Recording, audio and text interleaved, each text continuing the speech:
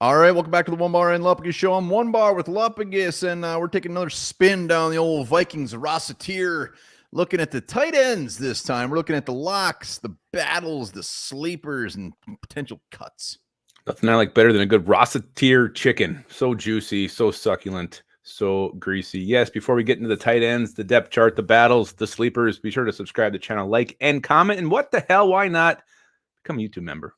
Let's do it. Let's go to the locks. I mean, tight ends, locks. I mean, we got Hawkinson and Josh Oliver. Hawkinson, we know, is going to start the season most likely. Well, he will on the pup, which may make a little room for one of these guys, a little further down the old listy.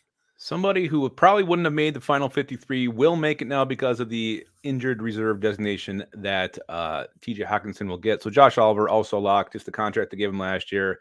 I think the Vikings run games will be much more, just a much bigger part of this offense, and they're going to need Josh Oliver in their blocking. Yeah, Josh Oliver was fantastic last year. I don't want him to be like tight end one catching the ball, but he lived up to that contract. I liked it. So those are the locks. Let's go to the battles. So we got Johnny Munt, Bob Tunyon, and Nick Muskie, beloved Nick Muse, with his beautiful pictures on Twitter. Yeah, his TikToks are something else. Johnny Munt, who KOC called the best tight end 3 in the entire NFL. And you got Bob freaking Tunyon, the new guy, the newcomer, who Alec Lewis just said could be a fantasy football sleeper. Wow. Yeah, I mean, you mentioned that Kevin O'Connell says that quite a bit. I don't really see that as a great compliment. I mean, usually teams have like 3 tight ends. He's saying he's like the best of the worst. The best one who has that tight end 3 designation.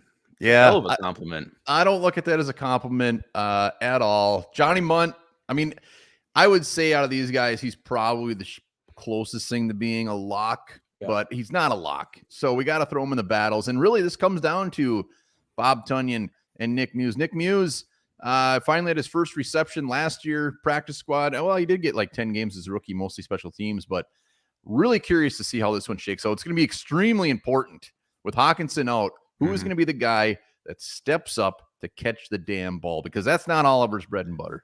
It's not. And I'm glad you mentioned that. Johnny Munt, the 2 games where TJ Hawkinson was out, he did have 9 catches, almost 100 yards and a touchdown. So he did step up. He did fill that role.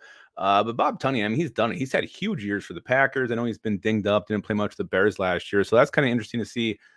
And I think really the real battle is just which one of these 2 will be starting, lining up, tight end 2 across from Josh Oliver between Munt and Bob Tunyon. And Nick Muse, I think, will squeak on the roster. But as much as I love Johnny Munt, as much as I think KOC loves Johnny Munt, like I also think Nick Muse could probably do the same thing.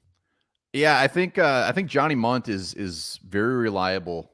He's not going to be the most athletic. He did have some wonderful catches, but like after he gets the ball in his hands, not much is going to happen. Where Bob Tunyon, even Nick Muse, is a lot more athletic. So very curious to see. I mean, Muse last year in the preseason, he looked fantastic. Great. He looked wonderful. So it'll be interesting to see if all 3 of these guys end up sticking on the roster. But it's going to be a hell of a battle. I'm betting on old Bob Tunyon to step up and be the guy. It can be amazing. We all love it. So yes, that will be a beautiful battle. Let's go to the sleeper, and we're throwing N'Keal Harry on the list. They just moved him to tight end. He's excited about it. Vikings are excited about it.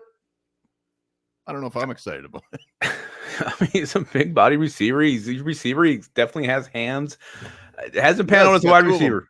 I know, but that's the thing. Like, why move him to tight end with the depth that there is here? And the wide receiver cupboard is kind of bare. That's what I find the most head scratching about this. But you never know. Maybe this position change will light a fire under his ass, and this is what he was truly meant to be, a tight end in the NFL. Again, to me, this is a huge long shot that he makes the team, surpasses Nick Muse on the depth chart. But he's a sleeper. He's definitely a sleeper.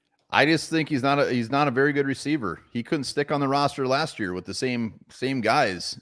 So they for some reason I think the Vikings love this dude. So the fact that they're even trying him at tight end just shows like, all right, he shows something. Let's see what he can do. He only weighs like 225. I don't know what his latest weight is. That's very, very light for a tight end. He's got a lot of things going against him. But I like the fact that they're trying it. Why not? Why not throw the big wide receiver over there? I don't have high hopes, but I hope I'm wrong. Yeah, I don't either, but this is where you have to lump him because I don't think he's making the practice squad. I think it's sleeper. He's sneaks on the roster with a good preseason or bust. Yeah, we will see. We will see. That's why he is a sleeper. It's the unknown. Let's go to the practice squad / potential cut guys. Guys that are really squeaking on there. We got Trey Knox, the undrafted free agent, and Samus Reyes. Yeah, He doesn't and even Samus count Reyes, as a roster. yeah, he can make it regardless. So, yeah, I don't think there's much to talk about there. But yeah, the undrafted kid there, they love him, very high on him. So we'll see what the Vikings do there. I think he's probably going to end up on this practice squad. Which one? Not Reyes. Okay. Yeah, Reyes, although he has bounced around, so he's definitely got some potential. Big ass size. The dude's ginormous. Trey Knox, a guy that, again, was a wide receiver that they moved to tight end in college, so athletic dude, but he's a total project.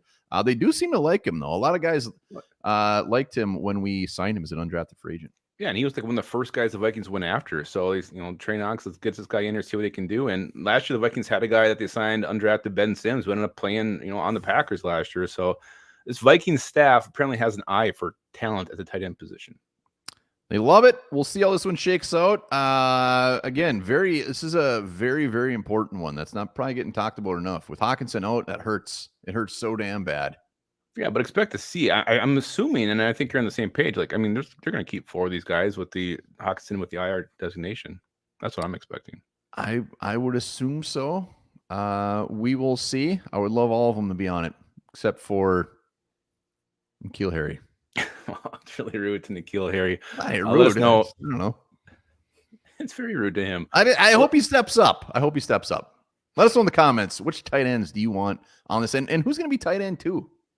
Who is it going to be? And remember this, an octopus has 3 hearts.